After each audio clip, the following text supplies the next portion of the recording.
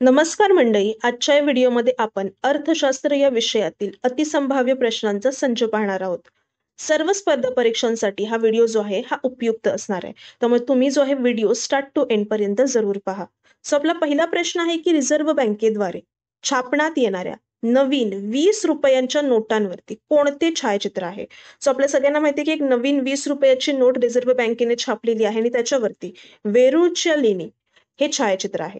सरकारच्या जमा खर्चाच्या धोरणाला काय म्हणतात? तर सरकारच्या जमा खर्चाच्या धोरणाला म्हटलं जातं राजकोषीय धोरण. भारतात विशेष आर्थिक क्षेत्र मध्ये कार्यरत बँका टिंबटिंब म्हणून वर्गीकृत आहेत. या प्रश्नाचं उत्तर आहे ऑफशोर बँका. ऑफशोर बँका म्हणून जे आहे विशेष आर्थिक क्षेत्रामध्ये कार्यरत बँका वर्गीकृत आहेत. प्रधानमंत्री किसान संपदा योजना ही कधीपासून सुरू करण्यात आली? 2017 सालापासून ही प्रधानमंत्री किसान संपदा योजना सुरू करण्यात आलेली आहे. वायदा बाजार आयोग हा कोणता बाजार स्वतंत्रपणे नियंत्रित करतो? वायदा बाजार आयोगाचं काम आहे वस्तू विनिमय बाजार हा स्वतंत्रपणे नियंत्रित करण्याचं. भांडवलाच्या सेंद्रिय संरचनेची संकल्पना कोणी मांडली?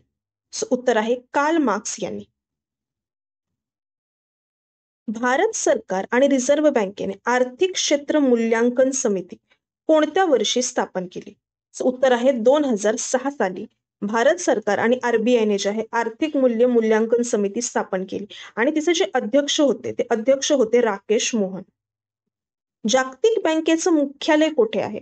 जागतिक बँक म्हणजे काय? World bank. या वर्ल्ड बँकेचं मुख्यालय आहे वॉशिंग्टन डीसीला.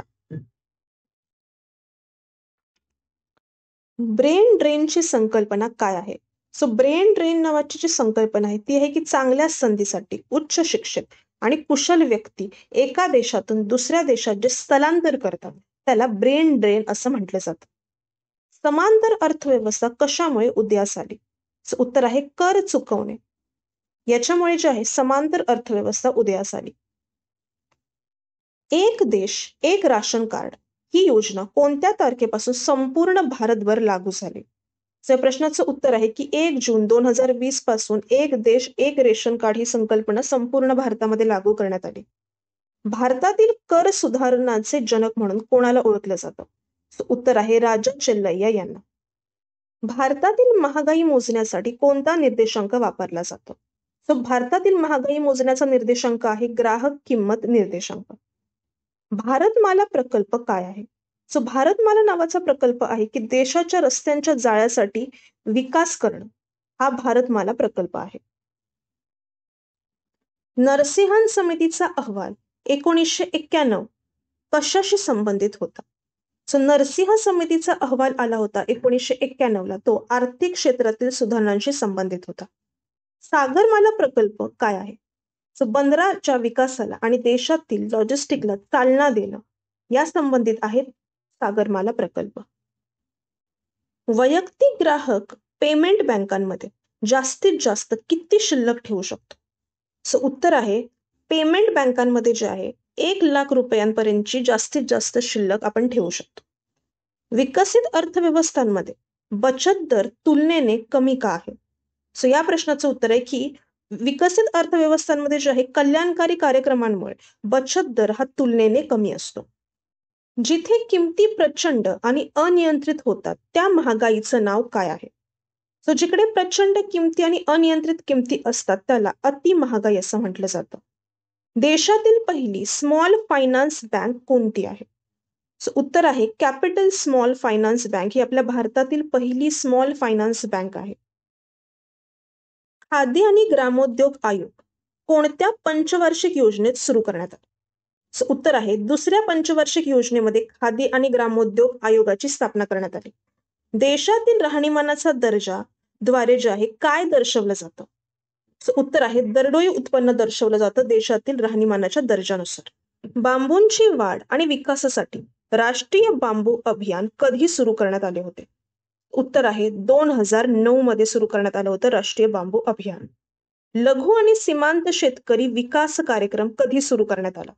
उत्तर आहे 1971 मध्ये. मोठ्या जलविद्युत प्रकल्पाचे व्यवस्थापन कोणते मंत्रालय करते? सो मोठ्या जलविद्युत प्रकल्पांचं व्यवस्थापन केलं जातं ऊर्जा मंत्रालयाद्वारे. आता मोठे जलविद्युत प्रकल्प म्हणजे काय, तर 25 MW पेक्षा जास्त क्षमतेचे जे जलविद्युत प्रकल्प असतात त्याला म्हटलं जातं मोठे जलविद्युत प्रकल्प. भारताचे पहिले आर्थिक सर्वेक्षण कधी सादर करण्यात आले? सो उत्तर आहे 1951 साली जे आहे भारताचे पहिले आर्थिक सर्वेक्षण सादर करण्यात आले. केंद्र सरकार विकास खर्चामध्ये कोणता पर्याय समाविष्ट करत नाही? सो उत्तर आहे केंद्र सरकारचा जो विकास खर्च असतो त्याच्यामध्ये संरक्षण खर्च केंद्र सरकार समाविष्ट करत नाही. एक राष्ट्र एक योजनेसोबत कोणती योजना सुरू करण्यात आली? सो उत्तर आहे एक राष्ट्र एक योजना आणि प्रधानमंत्री फसल विमा योजना ही सोबतच सुरू करण्यात आली होती. सागरी उत्पादने निर्यात विकास प्राधिकरणाची स्थापना कधी झाली? सो उत्तर आहे 1970 साली. भारतातील डॉलर रुपया विनिमय दर कशावरती अवलंबून असतो? सो डॉलर रुपयाचा जो विनिमय दर असतो तो भारतामध्ये मागणी पुरवठा शिल्लक वरती अवलंबून असतो. मध्यवर्ती राजकोषीय सुधारणाचा अंतिम उद्देश काय आहे? सो उत्तर आहे चालू खात्यावरील तूट कमी करणं. हा मध्यवर्ती राजकोषीय सुधारणाचा अंतिम उद्देश आहे. कोणत्या प्रकारात व्याज दराची जोखीम येते? व्याज दराची जोखीम येते बाजार जोखीम या प्रकारात.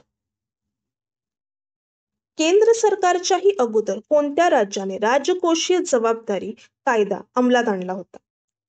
सो उत्तर आहे महाराष्ट्र, उत्तर प्रदेश, पंजाब, कर्नाटक, केरळ, तामिळनाडू या राज्यांनी जे आहे केंद्र सरकारच्याही अगोदर राजकोषीय जबाबदारी कायदा अंमलात आणला. राष्ट्रीय गुंतवणूक निधीची स्थापना कधी झाली? उत्तर आहे 2005 साली. कोणत्या विधेयकाला डायरेक्ट टॅक्स कोड प्रत्यक्ष कर संहिता म्हणून देखील ओळखलं जातं? उत्तर आहे गार नियम. याला म्हटलं जातं डायरेक्ट टॅक्स कोड प्रत्यक्ष कर संहिता. गार नियम काय आहे? सो गार नियम हा सर्वसाधारण कर चुकवेगिरी विरोधातील नियम आहे. गारचा फुल फॉर्म काय आहे? तर गारचा फुल फॉर्म आहे जनरल अँटी अवॉइडन्स रूल. आर्थिक सुधारणा नंतरच्या काळामध्ये जे अप्रत्यक्ष कर संकलन होतं त्याचं एकूण कर संकलनाशी असलेलं जे गुणोत्तर होतं ते कमी झालेलं आहे. प्रत्यक्ष कर कशावरती लादला जात नाही? सो प्रत्यक्ष कर हा उत्पादनावरती लादला जात नाही. 19 जुलै 1969 रोजी राष्ट्रीयकरण झालेल्या 14 बँकांमध्ये किमान ठेवी किती होत्या? उत्तर आहे 15 कोटी. भारतातील राष्ट्रीय उत्पन्नाचा मुख्य स्रोत कोणता आहे? सो उत्तर आहे सेवा क्षेत्र. भारतातील सार्वजनिक क्षेत्रातील सर्वात मोठी बँक कोणती आहे? उत्तर आहे स्टेट बँक ऑफ इंडिया म्हणजे SBI ही भारतातील सार्वजनिक क्षेत्रातील सर्वात मोठी बँक आहे. मेक इन इंडिया ही जी मोहीम आहे ही काय आहे? मेक इन इंडिया ही मोहीम उत्पादनाला चालना देण्यासाठी आणि आर्थिक विकासाला चालना देण्यासाठी सुरू केलेली मेक इन इंडिया ही मोहीम आहे. राष्ट्रीय तांदूळ संशोधन संस्था NRRI चे मुख्यालय भारतातील कोणत्या शहरामध्ये आहे? उत्तर आहे कटक या शहरामध्ये. आणि कटक कुठे आहे? तर कटक जे आहे हे ओडिशा राज्यामध्ये आहे. भाववाढीमुळे पैशाचे मूल्याचं काय होतं? तर भाववाढीमुळे पैशाचं मूल्य जे आहे हे घटतं. नॉर्मन बोरलॉग अवॉर्ड कोणत्या क्षेत्रातील विशेष कामगिरीबद्दल दिला जातो? उत्तर आहे शेती या क्षेत्रातील विशेष कामगिरीबद्दल नॉर्मन बोरलॉग अवॉर्ड हा दिला जातो. दारिद्र्य रेषेखालील कुटुंबांना कोणत्या रंगाची शिधापत्रिका असते? तर दारिद्र्य रेषेखालील कुटुंबांना पिवळ्या रंगाची शिधापत्रिका असते.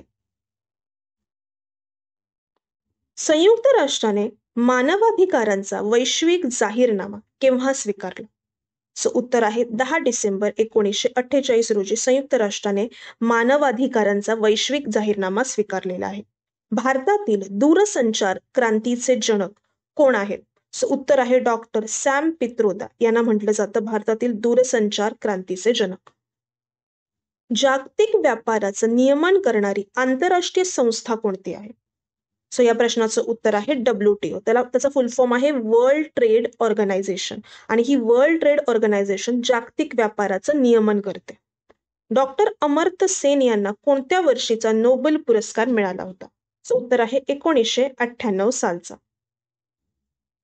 सार्क या दक्षिण आशियातील प्रादेशिक सहकार्याच्या संघटनेचं मुख्यालय कुठे आहे? सो सार्कचं जे मुख्यालय आहे ते काठमांडूला आहे. आणि काठमांडू कुठे आहे? तर काठमांडू हे नेपाळ या देशामध्ये आहे. जागतिक आरोग्य संघटना केव्हा स्थापन झाली? सो जागतिक आरोग्य संघटनेची स्थापना झालेली आहे 7 एप्रिल 1948 रोजी. सायबर सेफ वुमन ही जनजागृती मोहीम कोणत्या दिवशी राबवली गेली? उत्तर आहे 3 जानेवारी 2020 रोजी. सायबर सेफ वुमन ही जनजागृती मोहीम राबवण्यात आली आणि याचा उद्देश होते की सायबर गुन्ह्याचा धोका कमी करणं. भारतात कोणत्या क्षेत्रात छुप्या बेरोजगारीचं दर्शन घडतं? उत्तर आहे कृषी क्षेत्रामध्ये सगळ्यात जास्त छुप्या बेरोजगारीचं दर्शन घडतं. बफर स्टॉक म्हणजे काय? सो बफर स्टॉक म्हणजे ही एक किंमत स्थिरीकरण योजना आहे आणि ज्यामध्ये सामान्यतः वैयक्तिक कमॉडिटी मार्केट किंवा संपूर्ण अर्थव्यवस्थेसाठी टंचाई दरम्यान अतिरिक्त वस्तू खरेदी केल्या जातात आणि त्यानंतर विक्रीसाठी त्या संग्रहित केल्या जातात. NARI चा पूर्ण अर्थ काय आहे? सो NARI चा संपूर्ण अर्थ आहे राष्ट्रीय एड्स अनुसंधान संस्था. अशा प्रकारे जो आहे आपला आजचा व्हिडिओ इकडे संपलेला आहे. आमचं कॉन्टेंट आवडला असल्यास प्लीज आमच्या चॅनलला सबस्क्राईब करा, लाईक करा, शेअर करा. धन्यवाद.